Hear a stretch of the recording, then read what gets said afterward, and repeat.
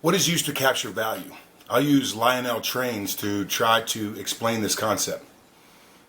I recently purchased a Lionel Winter Wonderland train set as a gift for my daughters and to help continue or ignite a tradition.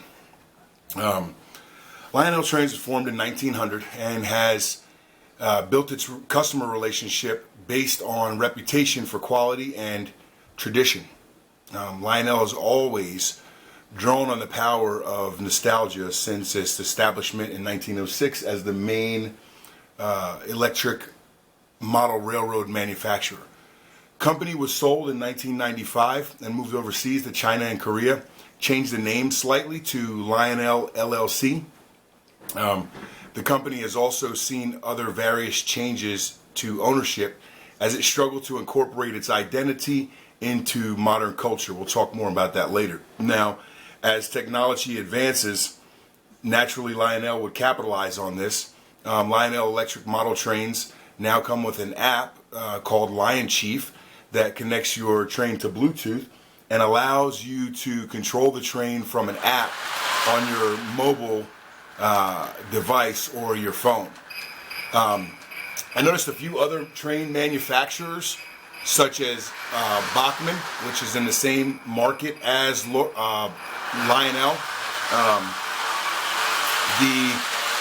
I may have benefited from it, but simply because out of my entire life I've known Lionel to be synonymous with electric model trains due to their quality. They're the benchmark. This is true in America as it differs in other countries, each with their similar devotion to selectiveness of model train manufacturer. There are numerous competitors to Lionel that have since long gone. Lionel has suffered some giant pitfalls, such to the likes of competing with planes in World War II and plummeting into financial ruin. Due to trains not being on the leading edge of the frontier of science, as the recent former CEO Jerry Calabrese said. Largely, the brand has endured due to the executive interests to forcefully assist the company that has survived multiple world wars and economic changes over the span of its 120-year career now. In essence, preserve the brand.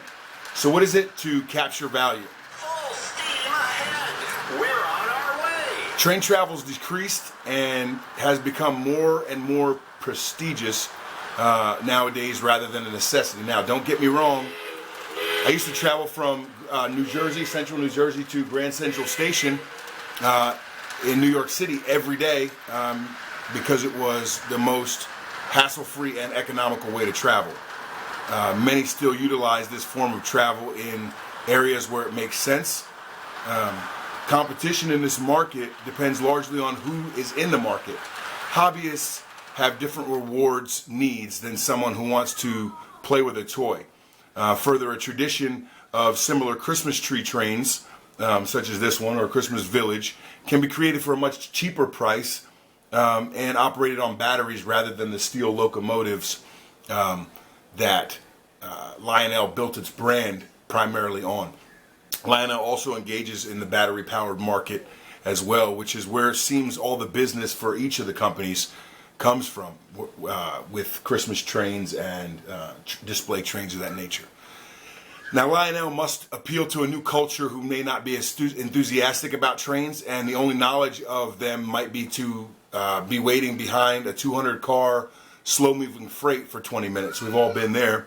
Lionel has marketed the company to enter into the digital age by developing a game called Battle Trains and a site that allows users to share, blog, and vlog with a community of like-minded enthusiasts, hobbyists, and toy lovers.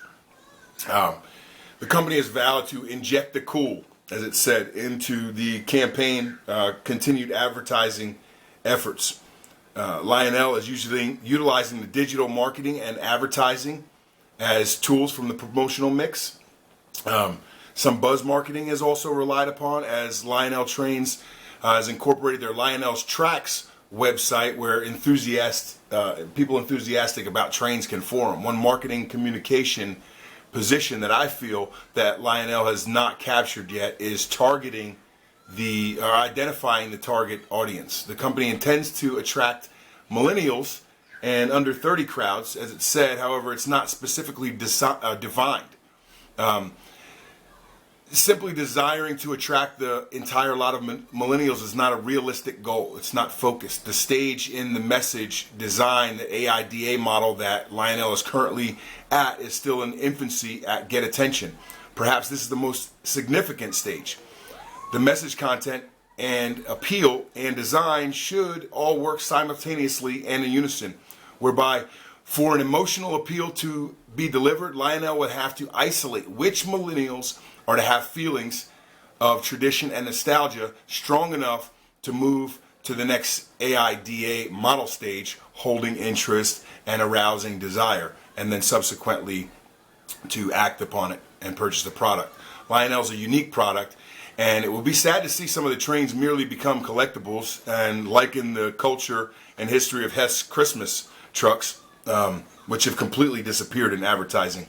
I looked at them this year and they're not desirable.